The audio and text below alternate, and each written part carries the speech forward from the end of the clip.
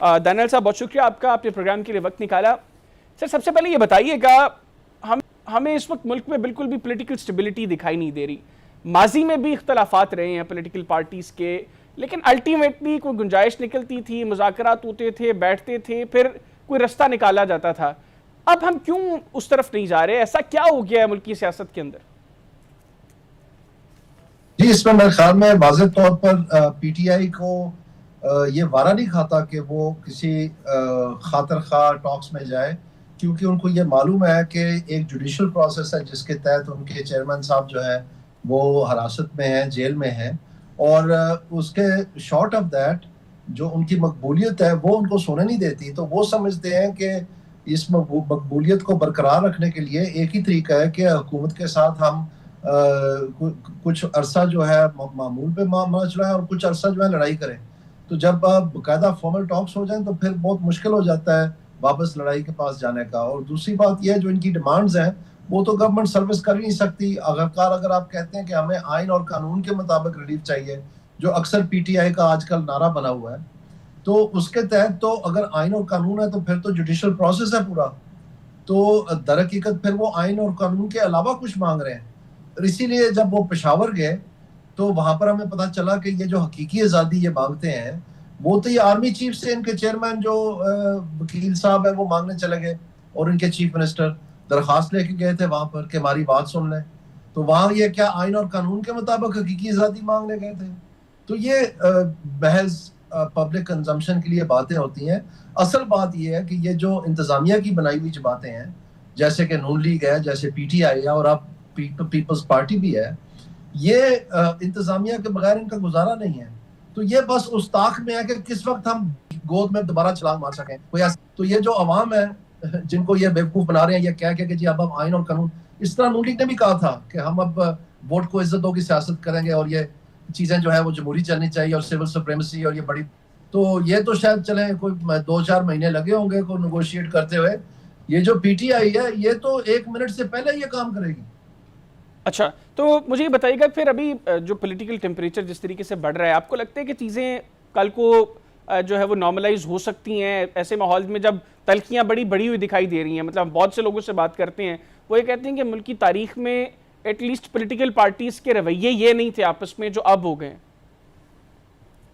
असल बात यह है जी कि पाकिस्तान में ये जो सियासी जमातें हैं, इनका सारा दारोमदार इंतजामिया पे है। उन्हीं की बनाई हुई जमातें हैं, उन्हीं से ये चलते हैं। हर जमात के पास 3-4 सर्विंग या रिटायर्ड ब्यूरोक्रेट्स हैं जो वो कहते हैं कि ये हमारे अपने बंदे हैं, और उनके कहने के ऊपर तो सारी तरकीब चलाते हैं अपनी सियासत चलाने की, अपना मुल्क चलाने की। और ये जो MNA MPA बेचारे ये तो दरखास्तें लेके बाहर फिर रहे होते हैं कि कहीं हमारे लीडर से मुलाकात ही हो जाए। तो असल वो लोग होते हैं। प्रॉब्लम ये है कि हमारी इंतजामिया गल सड़ गई है, और ये तवक्को करना कि ये खुद से कोई, चूंकि उन्हीं पे इनका भरोसा है तमाम, क्योंकि इनके पास खुद तो वो सलाहियत ही नहीं है, ना इन्होंने कोई थिंक टैंक बनाई है। आप इनके मंशूर पढ़ लें जो ये हर साल इलेक्शन से पहले शाया करते हैं, मेरे ख्याल में उनमें कोई फर्क भी नहीं है। और वो आप पढ़े, वो लगता है किसी 10वीं जमात के बच्चे ने लिखी है, मतलब उनमें कोई सेंस ही नहीं है। तो इसमें यह है कि पाकिस्तान में अगर आगे बढ़ना है तो ये तवक्को करना कि इन जमातों में से कोई नई चीज निकलेगी। आप बेशक इमरान खान साहब को रिहा कर लें, उनको हुकूमत में ले आए, आपको 6 महीने के अंदर अंदर समझ आ जाएगी कि इसको अलफ का नाम कोको नहीं पता और हम कहीं भी नहीं जा रहे। तो ये जो पुरानी 15-15 साल पुरानी जो रिपोर्टें झाड़ झूड़ के ब्यूरोक्रेट ला के रख देते हैं सामने, और ये कहते हैं कि जी अब हम कोई नया काम करने लगे हैं, इससे अब काम नहीं चलना। देखिए, पाकिस्तान में इस वक्त तकरीबन 2% ग्रोथ है, ये बता 2.6 है, लेकिन आप देखना सितंबर में ये रिवाइज करेंगे इसको डाउनवर्ड। ये बहुत बड़ा तमाशा बन गया, पूरे पाकिस्तान के इंडिपेंडेंट इकोनॉमिस्ट ने लान तान कर दी है। और इसके बाद जब ये सूरत हाल आगे बढ़ी तो उसमें क्लियरली ये पता होना चाहिए कि साउथ एशिया में 6.4% एवरेज ग्रोथ है। 6.4%, यानी हम आधे में भी नहीं है। और आप ये देखें कि कौन से मुल्क है, अफगानिस्तान जहां पर 20 साल जंग लगी रही, श्रीलंका जहां पर इनकलाब भी आया और दिवालिया भी निकल गया, और बांग्लादेश जहां पर बाकायदा इनकलाब आया, वहां पर एक गैर आईनी हुकूमत है, उनके आइन एक तरफ है और सड़क से ला के एक बंदे को बैठा दिया है कि जी आप चलाएं, जब तक हम फैसला नहीं करते हमने क्या करना है। नेपाल को देखें, वहां पर माओइस्ट इंसर्जेंसी है, हर हफ्ते वो दारुल खुलाफा पे हमला करते हैं, उनको ये नहीं पता हम सुबह हैं कि नहीं है। तो ऐसे ममालिक की 6.4% सालाना पैदावार में इजाफा है, जीडीपी ग्रोथ जिसको कहते हैं, और हमारी 2%, और ये पिछले 4 साल से 1.7% एवरेज है। बिल्कुल ठीक। तो आप मुझे बताएं, जब हमारे पास कोई प्लान ही नहीं है, हमारे को बाहर का रास्ता ही नहीं है इनके पास, ना इनके पास फॉरेन डायरेक्ट इन्वेस्टमेंट है, ना ये मुकामी सेठों को कायल कर सकें कि आप पाकिस्तान में इन्वेस्ट करें। आप खुद मुझे बताएं रिसर्च करके कौन सी फैक्ट्री लगी है पिछले 2 साल में? बिल्कुल ठीक, एक बता दें। बिल्कुल ठीक। अच्छा दानियल साहब, ये बताइएगा, आपने बड़ा लंबा अरसा सियासत का मुस्लिम लीग नवाज में गुजारा है।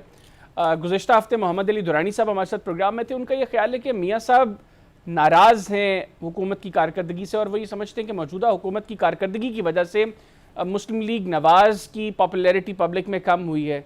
मियाँ साहब को जितना आप जानते हैं, आप समझते हैं कि यही अप्रोच है उनकी? पॉपुलैरिटी तो बिल्कुल इससे पहले ही कम हो गई थी। पॉपुलैरिटी में जब इन्होंने हवा में ट्रेनें चलाई और इन्होंने जंगला बस बनाई और इन्होंने समझा कि ये हमें बचा लेगी, ये हवा में जो ट्रेन चलाई है, तो लाहौर तो ये सारा हार गए हैं। तो ये पाकिस्तान एक ट्रांजिशन कर चुका है, पाकिस्तान का वोटर एक ट्रांजिशन कर चुका है।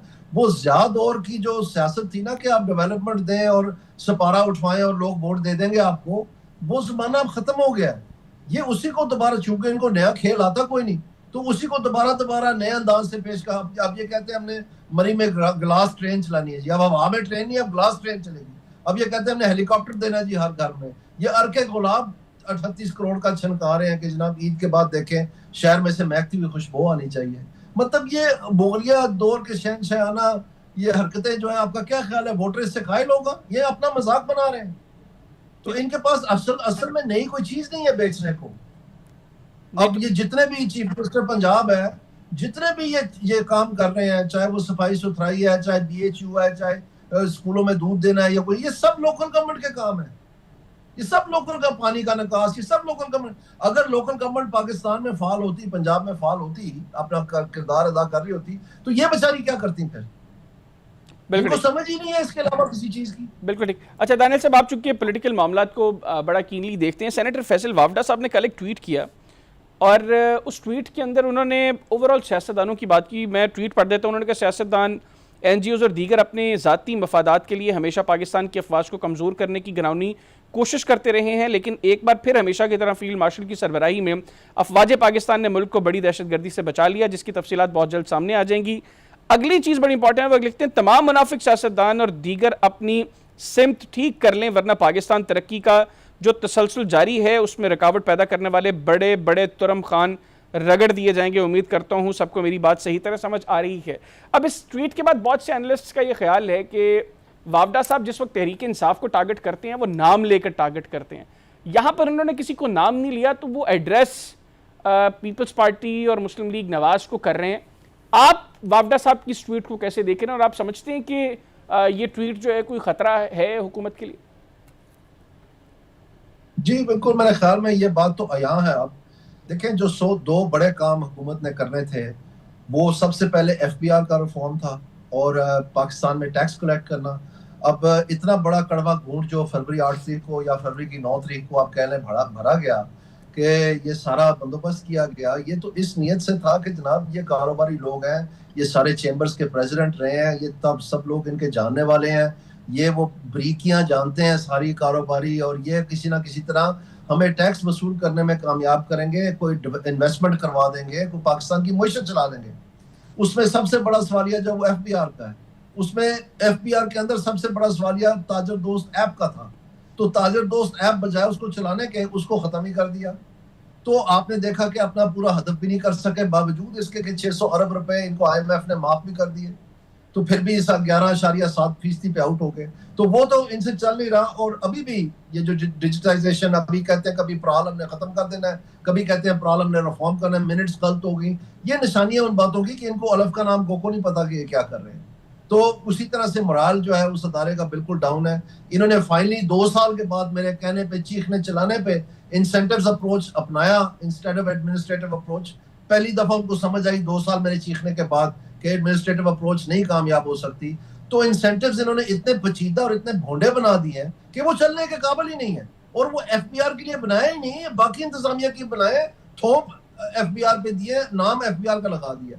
तो जाहिर बात है वो अब नई चीजें, ये फेसलेस जो इन्होंने सिस्टम कराची में बनाया उसमें से क्या निकला, कोई रेवेन्यू में इंक्रीज नहीं हुआ। इसी तरह से जो इन्होंने बाकी डिजिटाइजेशन है, 1 साल लगा के जी हम डिजिटाइजेशन कर रहे हैं, आखिरकार कहते हैं जो अदारा रिस्पॉन्सिबल है डिजिटाइजेशन का, प्राल, वो ही हम बंद कर रहे हैं। तो क्या फिर खोया क्या पाया 1 साल के अंदर, यानी इनको कोई समझ नहीं। तो फिर एंड रिजल्ट क्या है? फिर आप क्या अगले 6 माह में, 1 साल में क्या देख रहे हैं? एंड पे मैं आपको बता रहा हूँ। दूसरी तरफ आप पावर सेक्टर को देख लें, इसमें पिछले 2 बरस से ये कोशिश कर रहे हैं कि चोरी रुक जाए। कभी ये कहते हैं कि जी आईपीपीज के कॉन्ट्रैक्ट का मसला है, उसमें से सारा कर करा के पाकिस्तान ने एक बदनामी भी ली इंटरनेशनल इन्वेस्टमेंट कम्युनिटी के सामने कि जी अपने कॉन्ट्रैक्ट हमने जबरदस्ती जो है या उनको कह को आके तो वो रिवाइज करवाए हैं। एंड ऑफ द डे क्या हुआ, 45 पैसे फी यूनिट निकला। ये प्रॉब्लम था ही नहीं पहले दिन से, सिरे से ये प्रॉब्लम नहीं था। ये पहले 2020 में एक दफा एक्सरसाइज करके देख चुके थे इमरान खान साहब। तो असल प्रॉब्लम क्या है कि जो आपके कैपेसिटी चार्जेस हैं वो बहुत कम लोगों पर डिस्ट्रीब्यूट है, क्योंकि आप बिजली दे ही नहीं पा रहे, क्योंकि बिजली चोरी हो रही है। आपके पास बिजली पड़ी हुई है, आप भेज नहीं रहे हैं क्योंकि लोड शेडिंग कर रहे हैं ताकि फ्यूल कॉस्ट बच जाए आपके डिस्कोस में। और वो छोटी सी बिजली नहीं है, वो तकरीबन 3,500-4 हजार मेगावाट है। सही। तो जब वो अगर फराहम करते हैं आप 3-4 हजार मेगावाट, और ये जो कैपेसिटी चार्जेस यकलख्त ऑलमोस्ट 1/3 एडिशनल डिस्ट्रीब्यूट हो जाएंगी, तो तकरीबन 11 रुपए 45 पैसे मैंने एक रफ एस्टिमेट लगाया है। ये जो बेस रेट है ये नीचे आएगा, जिसका मतलब है ओवरऑल रेट जो है आप एशिया के मोस्ट एक्सपेंसिव पावर से सबसे सस्ता पावर बन जाएंगे। बिल्कुल ठीक। अच्छा, आखिर में ये बताइए, ये इनसे नहीं हो रहा, क्योंकि ये दोबारा से मैं कह रहा हूं, अब ये एफबीआर में इंसेंटिव्स ले आए हैं। इनको मैंने कहा था कि पावर सेक्टर में भी इंसेंटिव्स लाएं। बिल्कुल ठीक। वहां पर अभी तक एडमिनिस्ट्रेटिव अप्रोच ट्राई कर रहे हैं, 2 साल हो गए हैं। बिल्कुल अब ठीक। फाइनली इन्होंने किसी भोंडे अंदाज से इन्होंने इंसेंटिव्स ले आने हैं, उसको भी तबाह कर देंगे। बिल्कुल ठीक। मेरे पास वक्त कम है। दानियल साहब, आखिर में ये बताइएगा कि अभी कुछ इतलात थे कि पंजाब हुकूमत वफाकी हुकूमत को उस तरीके से फैसिलिटेट नहीं कर रही जो उनकी तवक्कुआत थी, मामलात आपस में इनके ठीक नहीं है। आपके पास खबर भी होगी, आप इनको जानते भी हैं, क्या कोई रिफ्ट है पंजाब और वफाक में, आपको कोई दिखाई दे रही है? पंजाब में जी जो अभी ऑडिटर जनरल की रिपोर्ट दी है, चूंकि ऑडिटर जनरल एक फेडरल कॉन्स्टिट्यूशनल बॉडी है और ऑफिस है, तो जाहिर बात है इनकी नजर तो उन्हीं की तरफ गई होगी। अब वो अरबों खरबों रुपए वो खामोश तो करवा दिया गया है, लेकिन वो अपनी तरफ से सामने तो आ गई ये चीज कि सबसे ज्यादा पंजाब में गड़बड़ है। फिर जो IMF के साथ एक दफा नहीं मुतादद बार, यानी आप समझ लें कि आधी मुजरिम है। पिछली दफा कह दिया कि ये काउंटिंग ग्लिच थी कि हमारा से ये हम लास्ट आए सारे सूबों के दरमियान। इस दफा उन्होंने कह दिया कि जनाब फेडरल गवर्नमेंट ने हमें पैसे टाइम से नहीं भेजे, इसलिए हम लास्ट आए हैं। पंजाब का सरप्लस जो होना था वो सबसे कम हुआ है निस्बतन बलोचिस्तान, खैबर पख्तूनख्वा और सिंध के। तो ये सिर्फ टिप ऑफ द आइसबर्ग है। लेकिन ये कहानी क्या बता रहे हैं कि जो पंजाब में जो मैनेजमेंट है ये इंटायरली पर्सनलाइज्ड है, विम्स एंड फैंसीज है। कोई कार्ड बना दे, कोई ये चीज बांट दे, कोई वो बांट दे, कोई ग्लास ट्रेन बना दे, कोई हर के गुलाब छनका दे। इस तरह की जो शहनशाहाना मतलब मसलियां हैं, इसके जरिए से सुबह चल रहा है। तो बस एक वो बिल्कुल ठीक हो गया।